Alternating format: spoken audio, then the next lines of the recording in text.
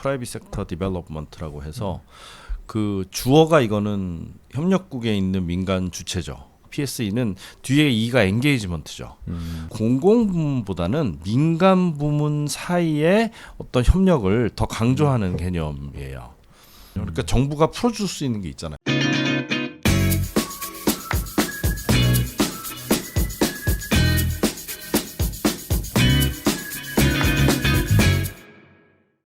네, 안녕하세요. 오랜만에 개발협력 인사이트로 한번 저희가 다시 돌아와 봤습니다. 저희가 유튜브 사이트를 좀 전면적으로 한번 전략을 수정하느라 좀 시간이 더 걸렸는데 오랜만에 돌아온 만큼 더 좋은 컨텐츠들로 잘 한번 준비해 보도록 하겠으니 많은 관심 부탁드리겠습니다. 오늘은 개발협력 분야에서 좀 핫하게 떠오르는 이슈인 무상협력 분야의 민간의 참여와 관련해서 한번 얘기를 해보려고 하는데요. 이거를 좀 자연스럽게 설명해 주실 수 있는 경희대학교 국제대학원 교수님이신 곽재성 교수님을 한번 모셔봤습니다. 간단하게 한번 소개 및 인사해 주실 수 있을까요? 네, 안녕하세요. 곽재성입니다. 다시 만나게 돼서 반갑고 이 분야뿐만이 아니라 다른 것도 많이 하는데 특히 이 민간 분야 중요한 만큼 오늘 좀 심층적으로 민간 분야의 개발협력 참여 혹은 민간 분야의 개발에 대한 얘기를 좀 해보려고 합니다. 네, 교수님 요새 개발협력 특히 이 무상협력 분야에 민간의 참여가 좀 되게 논의가 많이 되고 있는데 하루 이틀 된 것도 아니고 근데 아마 좀 이렇게 아디스아바바 선언 같이 좀 본격적으로 논의가 시작된 이유나 배경 같은 게 있을 텐데 한번 설명 좀 해주실 수 있을까요? 네, 여러 가지 배경이 있는데 그 근본적인 원인은 개발 재원의 수요가 급속하게 늘어나고 있는데 반해서 공적 재원이 턱없이 부족하다. 그래서 이걸 메꾸기 위한 방편으로 민간 재원의 중요성이 이런저런 이유로 부각되고 있는 것, 이것이 핵심이라고 볼 수 있고요. 좀 더 이제 근본적인 원인을 따져보자면 SDG가 그 가동된 2016년부터 이 개발 목표를 촘촘하게 세웠죠. 그 전에 MDG 시대보다 훨씬 더 다양한 목표, 세부 목표로 치면은 169개 목표를 세워놨고 이걸 다 추진을 하려면 결국은 재원의 이슈로 귀결이 된다는데 우리가 공감을 했죠. 그리고 바로 이제 SDG 공표하고 나서 뉴욕에서 공표하고 나서 아디스아바바에 다시 모인 거죠. 그래서 아디스아바바 액션 아젠다라고 하는 AAA라고 하는 앞으로 SDG를 잘 추진하기 위해서 우리가 뭘 해야 될지에 관한 구체적인 실행 과제를 논의를 했습니다. 그러면서 개발 재원 포함해서 그 민간 부분의 활성화라던가 과학기술의 중요성, 그 다음에 국내적인 개혁 이슈 등등을 광범위하게 논의했고요. 그 핵심은 개발 재원 회의인 만큼 부족한 공적 재원을 보충할 수 있는 방안으로 민간 재원을 어떻게 동원할 것이고 그 동원에 대한 다양한 메커니즘과 방법론을 또 논의를 이제 한 것이죠. 아시다시피 민간 재원은 크게 나누면 두 가지로 나눌 수 있어요. 첫 번째는 무상 공여. 민간도 그냥 주는 게 있거든요. ODA와 유사하게. 그래서 여러분들이 월 3만 원씩 내는 아동 후원금이 그렇게 모금이 돼서 협력국으로 NGO를 통해서 이제 들어가는 것도 있고 기업의 CSR 재원도 있고 하지만 무상 공여에서 가장 풍부하고 많은 재원은 송금액이에요. 그래서 이주 노동자들이 보내는 송금액이 사실은 ODA를 훨씬 넘어서서 지금 계속 확장 일로에 있는 아주 중요한 재원이기도 하고 그런데 사실은 그거는 이제 어떻게 보면은 무상 재원이기도 하고 송금액에 대해서는 그걸 어떻게 잘 보낼 수 있을까? 그다음에 현지에서 어떻게 잘 쓸 수 있을까를 이제 유도하는 쪽으로 논의가 집중되어 있는 반면에 더 큰 재원은 사실 시장 중심의 재원인 거죠. 그러니까 시장 기반의 이런 재원들인데 대부분 다 투자예요. 투자인데 투자에는 직접 투자와 포트폴리오 투자라고 하는 자본시장에 대한 투자가 있죠. 그러니까 주식시장에 외국인이 들어와서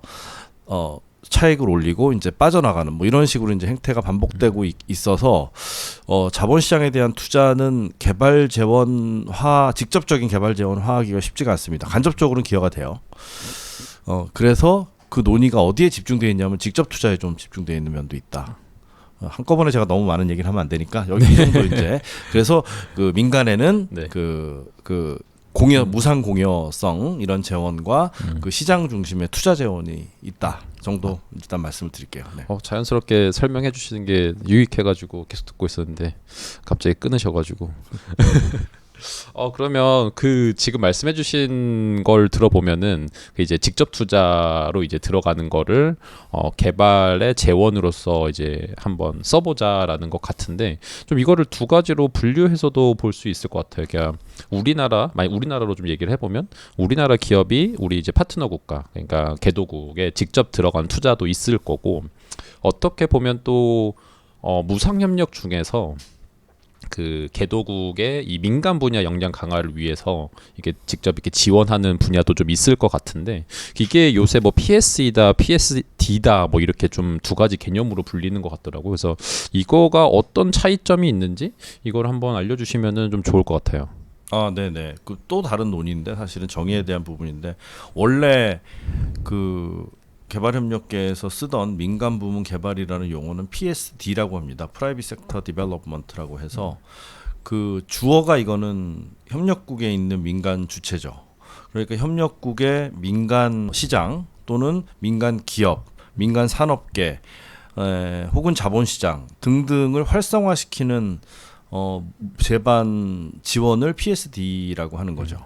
그래서 ODA를 통해서 예를 들어서 자본시장이 거의 존재하지 않은 어떤 나라의 주식시장 메커니즘을 만들어줄 수도 있거든요. 그러면 이제 거래소를 열어주고 거래소의 기업이 상장할 수 있게 여러 가지 제도를 처음에 이식해주는 프로젝트를 할 수도 있어요. 실제로 그런 프로젝트를 많이 했습니다. 여기 아프리카에서. 그러면은 이게 프라이빗 섹터를 활성화시키기 위한 노력은 했지만 그 재원은 공적 재원으로 ODA를 통해서 프로젝트를 진행한 거죠. 근데 그런 게 많이 있죠. 오늘날에도 지금 코이카 같은 경우에는 창업 지원 사업을 굉장히 많이 하고 있습니다. 네? 과거에는 이제 직업 교육 이 프로젝트를 많이 했던 것이 오늘날에는 창업 지원으로 많이 가고 있는데 여러 나라의 스타트업들을 선발해서 교육하고 시드머니를 지원하고 이들이 더 비즈니스 원활하게 할 수 있게끔 여러 가지 그 제도적인 그 개선도 유도하면서 그래서 정부 부분에 대한 지원을 하면서 민간에 대한 어떤 직접적인 이런 기업에 대한 직접 지원도 하는 거니까 PSD죠. 그 프라이빗 섹터 디벨롭먼트 민간 부분에 대한 발전을 유도하는 또 아주 전형적인 프로젝트가 ODA를 통해서도 이제 진행되고 있습니다. 반면에 민간 쪽에서 그러니까 공여국이나 이 수원국이 아닌 이런 공여 주체들 국제기구 뭐 다양한 단체들에서 직접 협력국의 민간 부분의 발전을 위해서 또 여러 가지로 사업을 진행하는 경우도 또한 PSD라고도 할 수 있어요. 그러니까 PSD의 주어는 일단 그 탄착점이 협력국의 민간 부분. 네. 집중이 돼 있다. 민간 부분을 강조한다 정도로 이해하시면 되겠어요. 그 주체가 공공일 수도 있고 민간일 수도 있고 국제기구일 수도 있다는 건데 PSE는 조금 더 이제 개념이 달라요. PSE는 뒤에 E가 엔게이지먼트죠. 공공 부문보다는 민간 부문 사이의 어떤 협력을 더 강조하는 개념이에요. 그러니까 아까 제가 말씀드린 뭐 공공 부분의 프로젝트가 그 나라의 민간 부분을 활성화시킨다는 것보다도 그 프로젝트의 주체가 가급적이면 민간임을 이제 강조를 해서 공여 주체 또는 뭐 국제적인 민간 글로벌 기업들이 엔게이지를 해서 그 민간 부분, 협력국의 민간 부분을 발전시키는 뭐 이런 식으로 가면 돼. 그러니까 민간 투자, 민간 기업의 직접 투자 같은 것도 이제 전형적인 프라이빗 섹터 엔게이지먼트가 되겠고 일부 여기에는 이제 아까 말씀드린 PSD의 개념을 동시에 포괄하기도 합니다. 그래서 공공 ODA가 실제로 그 민간 부분과 결합을 하던 아니면 독립적으로 가던 간에 협력국의 프라이빗 섹터를 도울 수 있는 것이라면 또 프라이빗 섹터 엔게이지먼트라고 또 표현하는 원조기관도 있기는 해요. 그래서 두 개념이 조금 혼동되기는 한데 PSE가 좀 더 확장된 개념이라고 이해하면 되겠습니다. PSD를 포괄하기도 하고 나아가서는 또 민간 부분에 풍부한 재원을 갖고 있는 글로벌한 민간 부분들이 실제 협력국의 발전을 위해서 엔게이지한다는 이런 개념으로 이해하면 좀 더 이해가 쉽지 않을까요? 네. 볼 수 있겠습니다. 그렇게 그러면은 한번 정리해보고 이 PSE와 PSD의 개념을 한번 알아볼 수 있었던 것 같습니다. 근데 저희가 그 국가들의 전략을 좀 알아가는 것보다도 해외에 어떤 사례가 있었는지를 좀 듣다 보면은 저런 게 PSD구나, PSE구나를 좀 더 쉽게 이해할 수 있을 것 같아요. 그래서 좀 유명한 사례가 이제 유니레버 케이스나 아니면 이제 엠페사 이제 그 보다폰 같은 케이스가 있는데 이런 것들도 그럼 PSE 범주 안에 들어가는 게 맞을까요? 그럼요. 네. 그러니까 글로벌 기업이 주체가 되고 있는 여러 가지 이니셔티브니까 다른 어떤 것보다도 PSE 사례에 적합한 건데 우선 뭐 간단하게 이 유니레버 사례를 말씀드리고 그 다음에 조금 더 진화된 사례 이제 보다폰과 엠페사 사례를 말씀드리면 유니레버 같은 경우에는 뭐 글로벌하게 사업을 하고 있는 주로 생활용품 우리가 비누와 샴푸로 상징되고 뭐 세제도 있고 그 다음에 먹거리도 많이 만들고 있는 글로벌 기업이죠. 그렇죠. 19세기 말에 이제 영국 북부에서 회사가 만들어져서 지금은 이제 반 네덜란드 반 영국 뭐 이런 다국적 그 기업으로 발돋움하고 있고 유니레버는 창설 당시부터 그 창업주가 또 굉장한 사회적 책임을 또 가지고 있던 사람이에요.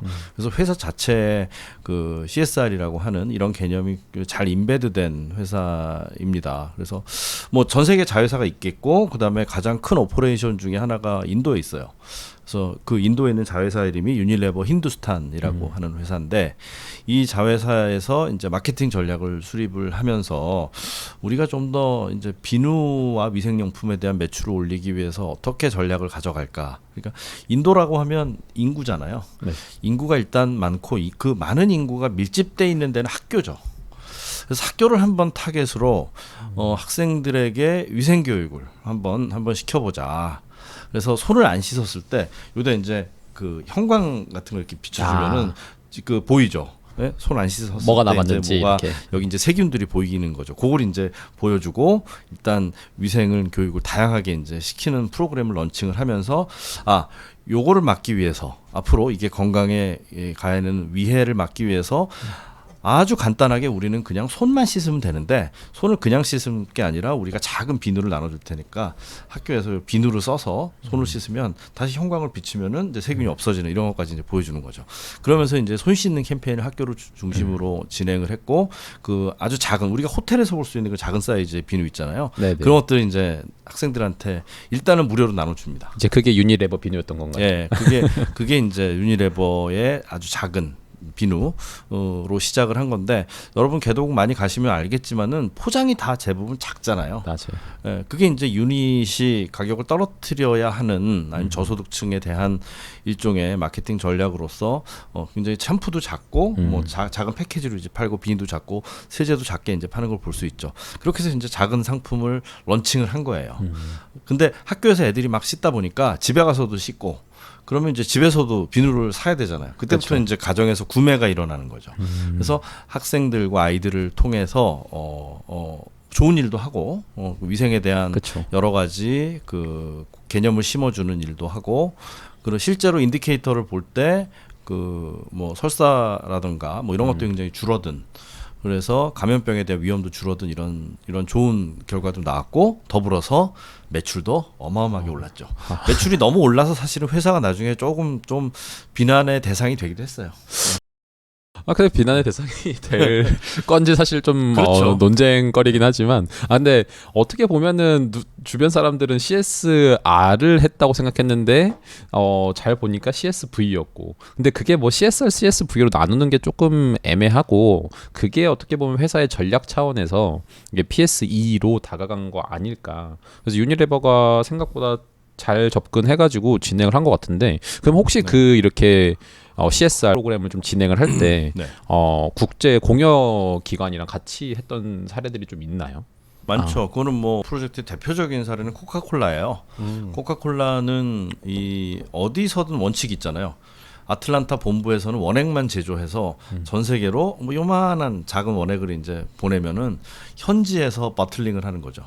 그게 캔에 들어가던 유리병에 들어가던 현지에 있는 그 물과 미국에서 온 원액을 섞어서 탄산을 주입해서 이제 시장에 런칭을 해서 그 콜라에 민감한 분들은 전 세계 다니면서 콜라를 먹으면 약간 미묘한 맛의 차이가 있다 얘기를 하더라고요. 문제는 그냥 물을 섞는 게 아니라 실제 콜라 1리터를 생산하기 위해서는 물이 3리터가 소비가 된다고 합니다.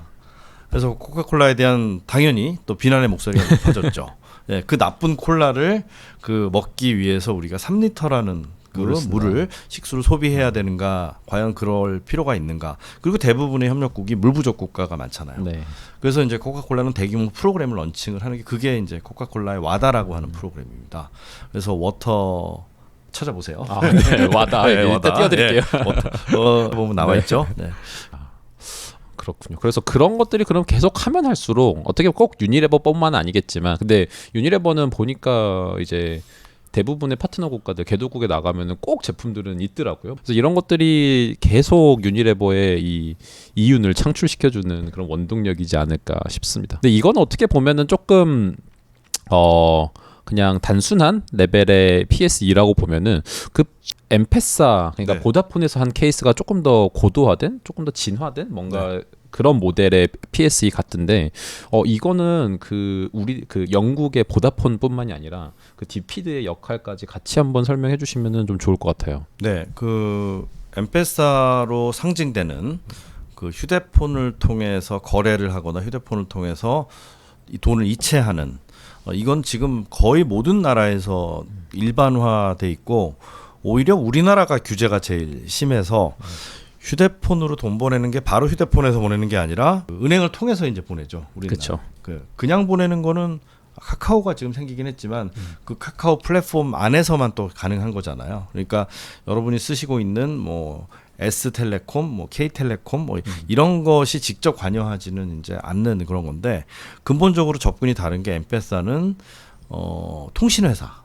만 쓴다면은 그 통신 회사에 자기가 연동돼 있는 자기 구자가 있잖아요. 그걸 뭐 R이라고 표현을 합시다. 예. 그 R을 우리가 뭐 한 달에 200개를 가지고 있다. 그럼 그 R을 상대방에게 줄 수 있는 거죠. 그러면서 이제 이체가 일어나는 플랫폼이 자연스럽게 만들어지는 거니까 이거는 스마트폰일 필요도 없는 거예요. 그냥 2G 폰에서 버튼 몇 개 누르면은 바로 다른 번호로 이제 이체가 될 수도 있고 그게 이 공공요금 같은 것도 납부할 수가 있고 상점에서 결제 수단으로 쓰일 수도 있는 어떻게 보면은 민간 경제 활동에 가장 큰 혁명을 이룬 대사건이었다라고 봅니다. 왜냐하면 그 전에 화폐 경제일 때는 이제 화폐와 가치가 다소 낮다 보니 그 물물 교환이 아닌 화폐를 가지고 뭘 살 때는 화폐 부피가 너무 컸던 거죠. 대부분의 이 아프리카 저개발국에서는. 그리고 은행에 대한 접근성이 너무 떨어지는 거예요. 구자를 만들기도 쉽지 않고 은행 지점이 일단 몇 개가 없습니다. 그러다 보니 은행 구자 없는 사람들이 뭐 허다하게 많았고 실제 구자가 있어도 은행을 통한 송금이 이 여러 가지 제약이 많이 걸려 있고 수수료도 굉장히 높았다 하는 그래서 은행 시스템을 사실은 먼저 개혁을 해야 되는데 그거는 거의 불가능할 정도로 이미 고착화된 그 비효율의 극치를 달리고 있었기 때문에 은행을 손을 보는 것보다도 우리가 목적 중심으로 사람들의 경제 활동과 지불 수단을 보조할 수 있는 아주 편한 방법이 뭐일까 고민을 하다가 그때 휴대폰이 나온 거예요. 뭐 원지든 투지든 뭐 어쨌든 원시적인 형태의 우리가 지금 휴대폰이라고 알고 있지만 그것이 어쨌든 무선 통신을 통해서 통신에 접근하지 못하는 사람들에게 이제 새로운 수단을 빠르게 이제 제공을 한 거니까 사람들이 얼마나 전화를 하고 싶었겠어요 그전에. 그런데 유선은 너무나 접근이 어려우니까 이제 가가호 결국은 개인이 다 휴대폰을 가질 수 있는 그 확산의 속도가 굉장히 빨랐다. 그걸 기회로 한번 삼아보자라고 생각을 했던 거고 그걸 처음에 생각했던 게 이제 영국의 보다폰 다국적 그 전화 회사인 보다폰의 자회사가 사파리콤이라고 이제 케냐에 있었어요. 네네. 그래서 논의하다가 이걸 통해 가지고 한번 처음에는 휴대폰 요금을 납부하는 걸로 시작을 한 거죠. 납부를 이걸로 한번 시켜보자라고 했는데 결국은 이게 이체가 되다 보니까 자연스럽게 이용자끼리 이걸 주고받기 시작하는 현상이 보인 거죠. 그러면 이제 한번 지불 수단으로 한번 이걸 발전을 시켜보자라고 논의를 했고 논의를 하다 보니까 민간 전화 회사에서 감당하기 어려운 부분들이 있었던 거죠. 왜냐하면 이게 겉으로 보기에는 휴대폰과 휴대폰 사이의 거래일 수 있으나 그 뒤에 이면에 백본은 사실은 금융이 들어가야 되는 거예요. 그 협조를 이끌어내는 건 사실 정부밖에 못 하거든요. 그렇죠. 네, 정부밖에 못 하니까 그때 이제 DFID하고 보다폰하고 만난 거죠. 영국의 원조 기관과 다국적 기업이 만나가지고 우리 같이 이 프로젝트를 설계를 해서 보다폰이 할 일은 이거고 DFID가 할 일은 그 은행을 비롯한 그 나라 금융위원회, 그다음에 국가재무부 등등을 만나서 뭐 그런 그 은행 간 협력을 통해서 각 통신사 간 연계가 원활하게 될 수 있도록 하는 제도 개선을 유도를 한 겁니다. 그래서 민관 협력 일종의 사업으로 보다폰이 대부분의 재원을 댔고 디피드도 일부 재원을 댔지만 사실 영국의 원조기관으로서 디피드 역할은 국가를 상대하는 그렇죠. 카운터파티였던 국가 또는 금융기관을 잘 상대 얘기하고 설득해서 이 메커니즘을 새롭게 제도 개선으로 이끌어낸 좋은 이런 사례이죠. 네네네. 그러니까 사실 민간 기업이 그러니까 뭐 선진국도 다 뭐 다를 거 없고, 그러니까 이런 개도국에 가서 그 나라의 제도 개선을 이끌어내 가지고 뭔가 비즈니스를 한다는 건 되게 어려운 일인데 우리나라 기업도 사실 뭐 제도 개선이 안 돼서 뭐 망한 회사들도 꽤 많듯이, 근데 그거를 공공기관, 그러니까 공여기관이 같이 가가지고 문제를 좀 해결해 주는 대신에 그 나라의 기술 혁신을 통해서 뭔가 새로운 비즈니스를 만들어내는 거는 민간에서 하고, 그리고 이제 공공기관에서 디피드 같은 이제 공여기관에서는 제도 개선을 통해서 우리나라 기업이든 자기네 나라 기업이 이렇게 사업을 할 수 있게 지원해주는, 이게 역할을 나눠서 진행을 했던 것 같습니다. 그런데 이제 제가 좀 기사를 찾아보니까 보다폰이 이 사업을 통해서 연간 1억 불 이상의 수익을 내고 그럼요. 있다 뭐 이렇게 하는데 괜찮은 건가요? 그 은행도 수익을 올리고 전화회사도 수익을 올리는 결과를 낳긴 했지만 결국은 이걸 활용하는 이용자들의 금융 접근성이 혁명적으로 개선돼서 소비자 후생이 굉장히 많이 높아진 이런 사례니까 결국은 그 국민들의 삶이 훨씬 더 윤택해진 긍정적인 효과가 있었죠. 그렇죠. 만약에 국민들의 삶이 그냥 그대로거나 아니면은 더 나빠졌거나 했는데 회사는 돈을 벌었다. 그럼 비난을 해야겠죠. 그렇죠. 그런데 이제 윈윈이 된 거잖아, 이건. 어떻게 그게 가능했냐면 전혀 새로운 플랫폼이 이제 나오면서 만약에 이게 이체가 휴대폰으로 원활하게 됐는데 그 전에 또 다른 서비스를 제공하던 제3자의 이익을 침해했을 가능성도 있거든요. 그렇죠. 근데 여기는 그건 없었어요. 왜냐하면 아예 이체가 안 일어났으니까. 여기는 물물 교환을 했거나 아니면 염소 한 마리 팔고 돈을 한 자루를 메고 집에 돌아오는 그런 농부의 어려움들, 그런 것들은 이제 다 해소해 준 거죠. 아예 존재하지 않았던 그런 그 금융거래 또 금융 접근성을 새롭게 만들어준 이런 상황이니까 뭐 돈은 더 벌었어도 저는 뭐 누구도 할 말이 없죠, 사실 거기에 대해서. 그래도 이제 그 어디선가는 그렇게 돈을 벌면 쓰냐라고 이제 지적이 나올 수 있으니까. 네. 근데 뭐 자본주의에서는 어쩔 수 없는 것 같아요. 근데 그렇게 돈을 많이 벌어서 결국 다시 그 사회로 환원을 하느냐 안 하느냐는 그거는 뭐 불법의 영역에 들지 않는 한은 주변에서 강제할 방법은 없는 거죠.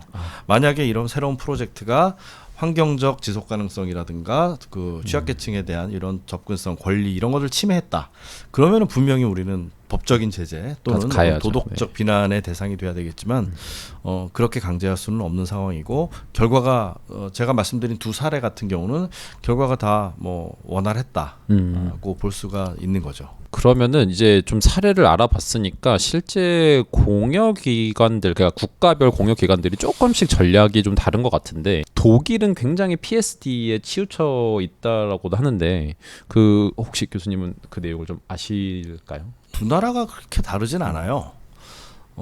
근데 이제 두 나라의 접근이 조금 다른 거죠. 접근이 뭐가 다르냐면 이게 그 두 나라의 공여국으로서 역사하고도 조금 다르고, 얼마나 오랫동안 그 협력국과 관계를 맺어왔냐, 즉 식민 제국주의 역사가 얼마나 오래되고 광범위했냐의 차이인데, 영국과 독일은 차이가 되게 심하잖아요. 그렇죠. 그러니까 영국은 상당 부분 그 나라에 대한 관계가 깊고 여러 가지 측면에서 제도의 처음에 제도의 시작, 제도의 설치, 그다음에 제도의 발전과 밀접한 관계가 있다 보니 결국 제도 개선에 포커스를 많이 맞추는 그 원조기관의 여러 가지 그 정책과 프로그램들이 있거든요. 근데 독일은 그거보다는 개별 프로젝트에 조금 더 집중하고 그다음에 최근에 독일의 경향이 이 취약계층에 대한 접근, 인권 기반 접근에 좀 더 집중되어 있는 경향이 있어요. 그래서 그 점에서 이제 거시적인 측면에서 두 나라의 그 차이가 좀 있는 반면 기업의 차이도 있어요. 기업의 차이도 있는데 그 영국은 제조가 거의 없죠. 제조가 없고 대개 서비스 아니면 플랫폼이죠. 독일은 여전히 제조 강국이니까 예를 들어서 뭐 포르쉐라는 자동차 회사가 새로운 형태의 그 신재생 에너지를 연구하기 연구 단지들을 전 세계 여기저기 만드는데 그 중에 하나를 칠레에 만들었거든요. 최근에. 그러면서 여러 가지로 좀 제조와 관련된 혁신적인 사업들을 그 개도국 PSE 형태로 이제 벌이고 있는 경우도 볼 수가 있습니다. 근데 좀 보니까 미국은 아예 다른 것 같아요.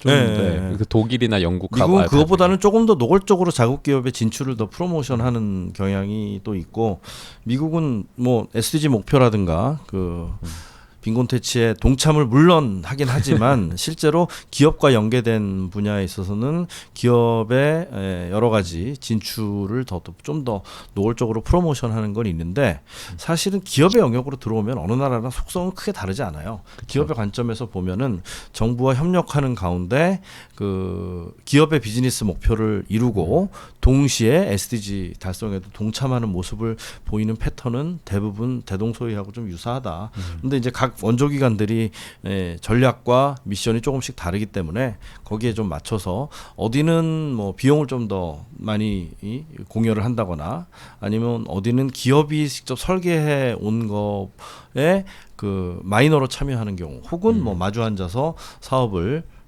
같이 하는 경우 그다음에 아예 프로그램을 폐지한 나라도 있는데 그게 덴마크예요. 덴마크 같은 경우에는 이 기업 협력 프로그램 자체가 SDG 목표라든가 빈곤퇴치의 국별 프로그램보다 우월하다는 증거를 찾을 수 없기 때문에 그냥 그 자기들은 굳이 기업과 협력을 안 하기로 한다는 걸 천명을 했죠. 그래서 5년 전쯤에 프로그램 폐지를 했고요. 뭐 원조는 원조대로 진행을 하고 있고 기업은 기업대로 또 알아서 그 현지에서 사회공헌 활동이라든가 아니면 CSR 전략적 CSR을 진행하는 뭐 이런 모습들을 또 볼 수가 있죠. 대표적으로 네덜란드는 어떤 회사가 떠오릅니까? 레고죠. 어렸을 때 레고를 안 갖고 놀았나 봐요. 전 그게 지금 네덜란드 회사라고 생각도 못했네요. 네, 네덜란드 회사고 뭐 네덜란드 재밌는 회사들이 되게 많아요. 그 낙농 강국이니까 우유를 협력구에서 또 만드는 투자해서 만드는 이런 회사도 있고 그러면은 그냥 그 꼬마들에게 아이들에게 혹은 학교를 중심으로 해서 우유를 또 일부 무상으로 공급을 해주고 우유를 마시는 방법, 우유를 마셨을 때 건강이 어떻게 좋아지는가 하는 걸 캠페인을 또 동시에 벌이면서 뭐 한 팩을 일주일에 하나씩 주면은 두세 팩은 자기들이 사 먹겠죠. 그런 소비도 또 유도하는 이런 CSR도 이제 하고 있는데 기업이 그렇게 할 수 있는 거면 기업이 그냥 단독으로 하는 게 더 맞을 수도 있어요. 굳이 거기에 원조기관이 참여해서 같이 한다는 거 물론 의미는 있을 텐데 그러면 원조기관의 부가성이라는 게 있어야 되거든요. 그렇죠. 그래서 여기서 굉장히 중요한 얘기가 담론이 우리가 만들어질 수 있을 텐데 정부가 왜 참여해야 하는가에 대한 이유를 잘 찾아보자. 그러니까 뭐 기업은 참여할 이유가 있죠. 기업은 분명한 비즈니스 목표를 달성하기 위해서 그 다음에 뭐 사회공헌적 목표라든가 그 지역의 빈곤퇴치에 동참하는 목표도 기업이 동시에 세울 수도 있거든요. 이제 그런 것들을 기업이 잘 설계해서 혼자 할 수 있다면은 굳이 정부가 참여할 필요는 사실은 없어요. 근데 정부가 참여하는 거는 정부가 참여함으로써 그 원래 프로젝트나 프로그램의 성격과 그 결과 영향력을 좀 더 긍정적으로 승화시키고 효율성을 가져오는 게 있거든요. 그러니까 정부가 풀어줄 수 있는 게 있잖아요. 아까 그 보다폰 사례에서 엠페사 사례에서 봤듯이 정부가 풀어줄 수 있는 부분을 정부가 또 역할을 하면 되니까. 그래서 정부의 부가성, 쉽게 말하면 원조기관에 참여하는 이유에 대해서 조금 더 한번 잘 찾아봐야겠다.